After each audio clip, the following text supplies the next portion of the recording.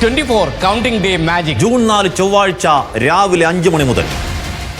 താമരശ്ശേരി ചുരത്തിൽ വാഹനങ്ങൾ തമ്മിൽ കൂട്ടിയിടിച്ചു. ചുരം 1-ാം വളവിലാണ് അപകടം. ഞാൻ നേരത്തെ പറഞ്ഞതാണ്. അഭിജിത്ത് മുഴക്കുന്ന് കോഴിക്കോട് നിന്ന് ടെലിഫോണിൽ ചേരുന്നു. അഭിജിത്ത്, വണ്ടികളിപ്പോൾ അവിടെ ക്യൂവിൽ കിടക്കുകയാണല്ലോ, ഗതാഗത തടസ്സമുണ്ടോ?